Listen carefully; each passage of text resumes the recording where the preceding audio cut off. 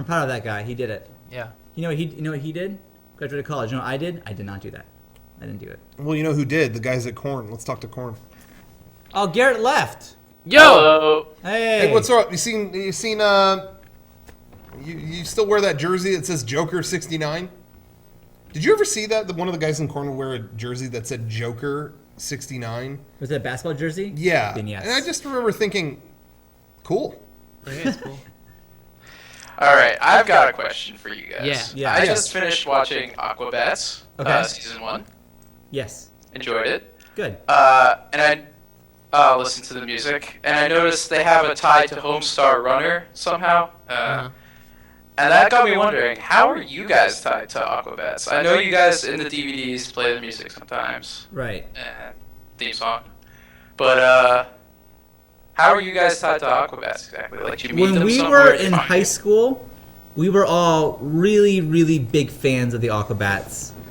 And, I mean... Talk about your stuff. Oh, yeah, it's true. Frank has another connection. Yeah. We listened to them all the time and just fucking loved them. And so when we were making version 1, we thought, how fucking cool would it be if we could just use some Aquabats songs? So you asked the manager, Yeah, right? before we had barely even put anything out, we edited some things, and then I don't even know if we had uploaded anything yet. I don't think we had. We emailed the Aquabats. We loved the Aquabats, so we emailed their management like, "Hey, is it cool if we put their music and stuff? Is that all right?" And then we secretly uploaded to them. No, we sent them like a VHS tape Was it a VHS? of Frogger Yes. and like a best of reel. Yep. Of stuff we had I remember filmed, us making that but reel. it wasn't really even up yet. And sent them that, and I have to hand it to them. Their manager at the time was like, "Hey, Christian, who's the Bat Commander, he saw us pop this in and was laughing." Which I couldn't even believe that. Yeah. The fact that they did that. Yeah. This shows you what kind of guys they are. Yeah. Like. Yeah. How many fucking VHS at that time tapes Yeah. did they get? Yeah. Of, like, oh, check out my demo. Check out this. Yeah. Check out that. And they took the time to actually watch our stuff. Yeah, That's they so actually- cool of them. And the manager, now, this wasn't the Aquabats, but the manager told me, it was the first, we had never heard a criticism of our thing. Of course, we're working on this, and it's friends and family going, Yeah. "Oh, good job, good job." But he was like, "Hey, this is really cool. They love what you're doing. This is a neat concept for a show. The Frogger thing was 4 minutes. This should be 1 minute. Just letting you know that everyone was like tuned out. I'm just letting you know, in all honesty." And of course, I'm like, "What?" But like, that was one of the best things to ever happen to us, because even before we had hit the internet, before we had uploaded anything, Yeah. we already had someone of importance going, "Hey, cut the shit. Stop. Like, cut this down." And I think that affected us, honestly, like forever. It did. I really think forever. that. Yeah. And whenever people ask for advice and Yeah. panels, whatever, we give them the same advice that Yeah. affected our lives. Of Yeah. keep it short. Yeah. Because we learned that. That was the first thing we learned was Yeah. keep it short. Because everything we uploaded from that point on was 90 seconds or less. Yep. And that guy, I don't think has any idea the impact he made on our lives. And he's not their manager anymore either. There you go. But so anyway, we sent them that stuff. Like, thank you so much. So then we found out the Aquabats were touring, and it was like, let's see if we can just meet them. Maybe I'll send them I sent them an email just like, could we say hi? And sure enough, they were like, yeah, just kind of hang around after the show. And we did. We went to the show. It was a great Aquabat show. And when it was over, we hung around outside and got to say hi to the Bat Commander. And he was like, "Oh, yeah, the Frogger thing, right?" And that was like, wow, oh, really cool, And then, so, I mean, we kind of just knew him through that. And then later, there was a point where they, so later on, there were rumors of a new album coming out. And so I emailed them nonstop, like, "Hey, I know we're like bugging you at this point." Well, no. Actually, I'm getting ahead of myself. When we got to finally put the DVD out, Yeah. the manufacturer said we need sign-offs from any band that was in this.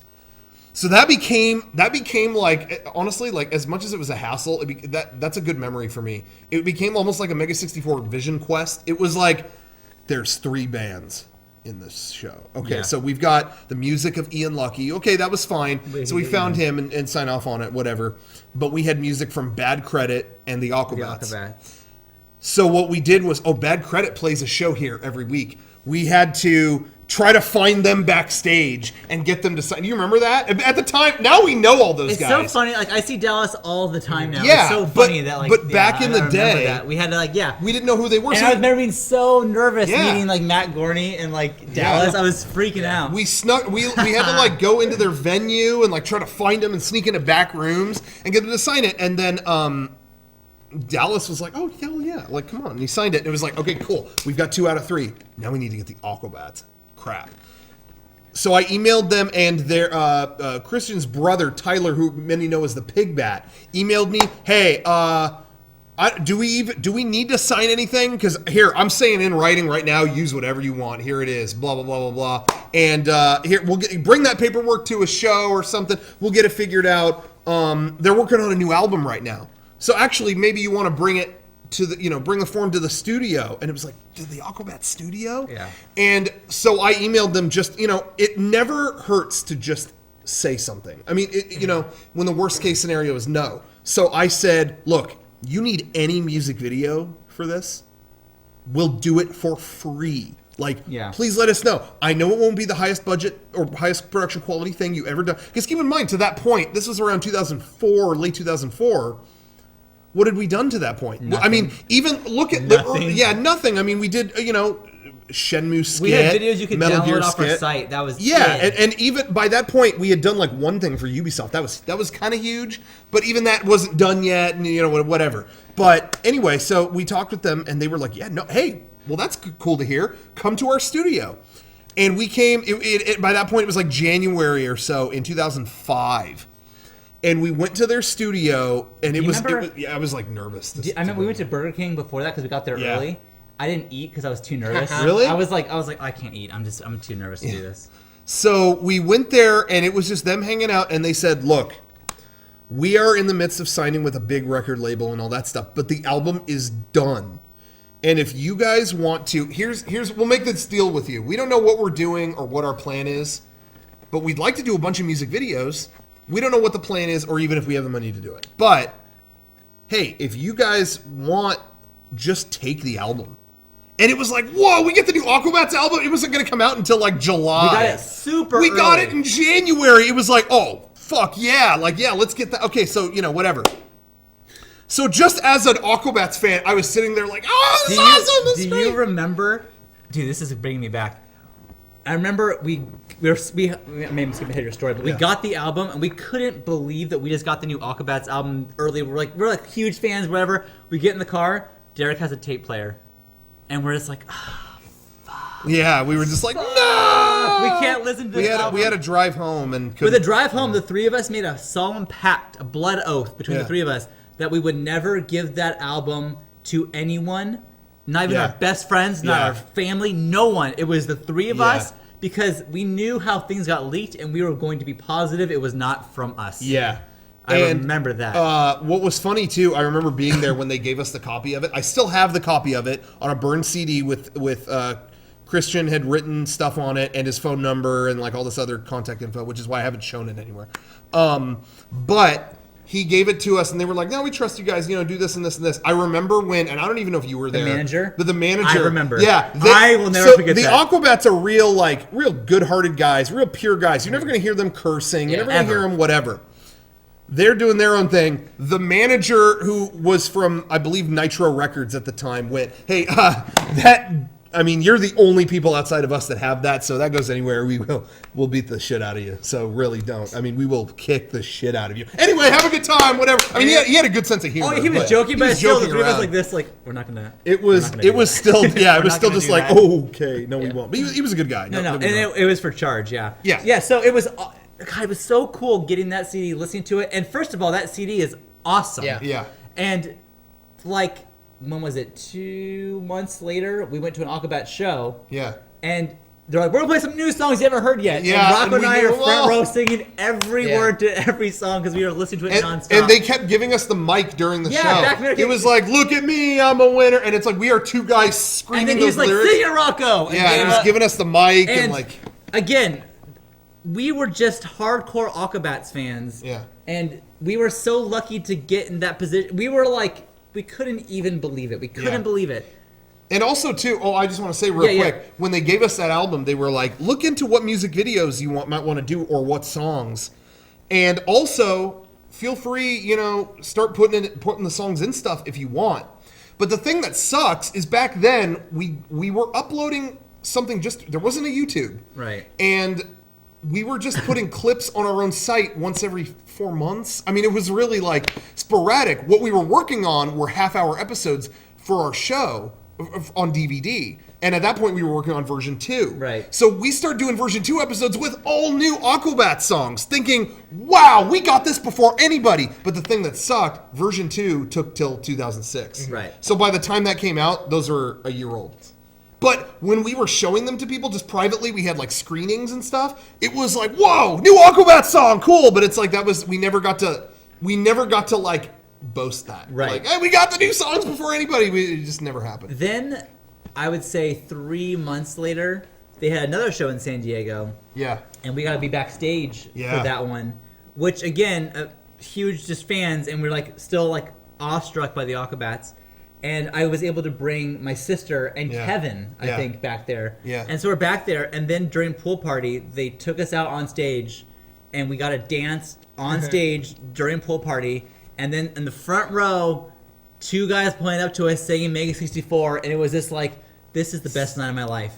I'm so fucking excited. I remember getting Krista on stage, who was like in 8th grade at the time, and I was like the raddest brother ever because I got her up there. Yeah, that was one of the highlights of my life, was like dancing on a stage. That was one. Yeah, during the Aquabats was huge. And the one thing that sucks about that is that I feel like that was such a big moment for us, and Derek was not there. Derek wasn't there. Derek couldn't. He was Derek. No, Derek was working. No. Oh, neither fuck, of okay. I'll those. stop. Derek didn't go that night because he was like going camping with some friends or something, and he's like, "Yeah, I like promised I would." Okay. They all bailed on him. Oh yeah. So we got out of that show like just, wow, this is one of the best nights of my life. Wow. And he was like, I was at fucking home just sitting there. I was like, Dude. Yeah. Fuck. So That's what he's saying about this podcast right now. I felt so bad. That really sucked. Yeah. A big moment that he wasn't That there was a for. huge moment for Mega64, I think. But Just then, like, but then a year later, we all got arrested and you didn't. You know what I mean? So it balanced out. yeah, I guess so. So so that, I mean, it's been that, and ever since we've been like talking to them, and now it's to the point where like we're helping them with the show. But again, when you see the commercials that we're making for the Aquabats, we instantly go back to the 2002 high school mentality of holy shit, like we're making the commercials we used to watch all the time, and they're going to show these not only on TV, which is really cool. But for us, I think it's more special they're going to play them at the Aquabats concerts. Yes, to me, that's even better than TV. It was a huge milestone. Sure, we're on Netflix, which is insane and all that cool stuff, but it's like, no. Like, you go to the Aquabats show and you're going to see us. Yeah. How cool is that? That's a dream, and we finally did it. And I want to say, too, people probably might be wondering, but we were in the plans of making those music videos in 2005 for Charge. What ended up happening is they just basically they pulled all their budget into just doing one video. Yeah. And I don't know how I felt about that. I mean, if I'm being totally honest, it was the Fashion Zombies video, and I thought it was okay. Yeah. I thought it was all right. No knock against the Aquabats, whatever, but I think a lot of really like crazy videos might have been better than one Fashion Zombies video. That's my opinion, but maybe I'm biased. A video idea for Awesome Forces. I remember I probably have a paper somewhere. I still wrote this out. Yeah. But it was a video idea where it was the Aquabats doing their day jobs, and they would look up and there's in the sky, and there would be the bat, and they would call out to a soccer field, and there was all these little kids in a soccer field, like, and they would have a soccer game. And you would think like, oh, what's gonna happen? And the Aquabats were just gonna fucking destroy these little kids and like push them aside and like whatever. And it was gonna be awesome. But yeah, we wrote a few video concepts, but they never got done. Well, we wrote the most fleshed out one we had was for Meltdown, the song Meltdown. Yes, we did. That had a full plot and everything. Yeah. But even then, when we pitched it, I think they thought it was almost so much of a plot that it might have been too much. Maybe. But again, they pulled it all into. And that was us. I mean, what the video? We wouldn't have been. Would we have pulled that off? I mean, no. Hey, honestly, no. At that point, no. But you know what? If we would have made the video I'm thinking too much into this. I think like that soccer video I had, if we would have filmed it as if it was like a mom filming a soccer game, maybe we could have pulled that off. But anything else we couldn't have done. Still, I don't know. At that time, I still no, don't know. we couldn't have done it. But anyways, that's how we met the Aquabats. But Frank is a has whole other story. Another story. K-Rock Frank. Jesus, this carries over. So I got in the Aquabats. Like this was happening like the same time. Yeah. 2005, right before Charge was coming out, I finally discovered the Aquabats, and instantly became my favorite band. Because before that, I only liked like rock, like Offspring, like so it's good. Sure, but like sure. the Aquabats opened my ears. Like they opened my mind up to like, oh, music can be more than just guitars. Because they had like synthesizers, horns. It was like that got me into everything I'm into now. Right. So I was super obsessed with the Aquabats. Even before I got into the Aquabats, I had become friends with K-Rock, which is LA's like #1 rock station, because every Friday night in Hollywood they would have this live show where people can just come out and then see a bunch of bands do live shows, give out CDs. Like it was like a fun weekly event I would always go to. So I became friends with all the DJs and stuff. So anyways, the Aquabats were coming out with their new album Charge, and they had a preview of their new single. They put out their new single Fashion Zombies, and on their news updates they were like, hey, if you send our single out to radio stations and it gets on the air, let us know and we'll take you out to dinner. It was just like a joke. It was a joke. Like, hey, get us on the radio, we'll take you out to dinner. And I was like, okay, sure. So I emailed my friends at K-Rock. I was like, hey, could you guys play this song for me? It'd be really cool. And they're like, sure, no problem.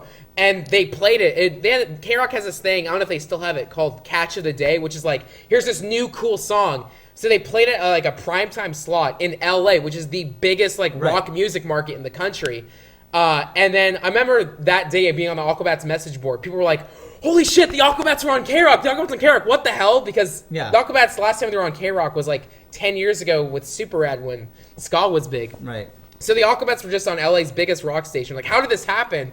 And like, I made this post like, oh yeah, that was me. What? And then I sent them like proof. The people at K-Rock got me an MP3 recording, and I still have that MP3. I sent it to the Aquabats, and they were like, oh my god, we love you. So they're doing a record release show for Charge. This was like June of 2005. And then at the end of that show, they pulled me up on stage like, Frank got us on the radio. And then I got to go have dinner with them on the night of their new record release. So it was a really special moment for them. That's cool. Yeah. So I was friends with the Aquabats, and any show beyond from there, I was like, oh hey Frank, I just I became. Does he still call you K-Rock Frank? No, no. But anyways, so a few months later, 1 month later after Charge came out, Comic-Con was coming up.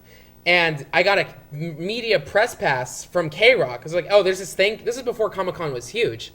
So they're like, hey, there's these passes if you want to go. Okay, so I didn't know what the fuck Comic-Con was. So I went down, and then going through the aisles at Comic-Con, I see Tyler Jacobs, Pigbat. Yeah. I see two of the Jacobs brothers, Parker Jacobs, the professor, and Pigbat. And I go to them, hey, how you guys doing? Oh, we're just saying hi to our friends Mega64. Mega64, what's that? And then I see the guys, and then here's like the stuff playing, and like, oh yeah, they use the Aquabats music in it. Oh really? All right, I'll buy a DVD. I bought it, whatever. I went and watched it and was like, oh, this is really funny. And then I like emailed Rocco, hey, I'm an Aquabats fan, and like, your guys' stuff is really cool. And then that's why I met Mega64. Dude. Well, there you go. Yeah. If it wasn't for them, I'm not putting my foot down. If it wasn't for them, we wouldn't have you, Frank. Yeah. Thank God for the Aquabats. Yeah. So we gotta be. Oh my God, it's right. It's all about the Aquabats. Yeah. Whew, Kevin, how about you? Yeah. I don't have any Aquabat stories, sorry. Oh shoot. Damn. Do you like them? Yeah. There we go. Yeah. Kevin's story was my favorite. Aquabats are great. Yeah. Oh. I got a part So two. did we answer the question? Do you think, Yeah. or what? More than enough. Okay. Okay. Cool. Oh, yeah. Went above and beyond the call. Oh. Well, okay. good to know. Well, thank you That very was much. a good question. That was a very We've good never been question. asked before. I don't think, Yeah. have we? You guys haven't gone. That was like the most in depth you guys. Yeah. went to. It is. I think you guys talked about it on a like commentary or something, but Maybe. or no Q&A panel stuff. Yeah. Oh yeah, maybe, but you can't maybe. go in that. But there you in-depth go. in First panels. podcast. There you go. There you have it. All right, dude. Thanks for your call. Thank you. No problem. That was a I good love the call. Aquabats. That was a great call.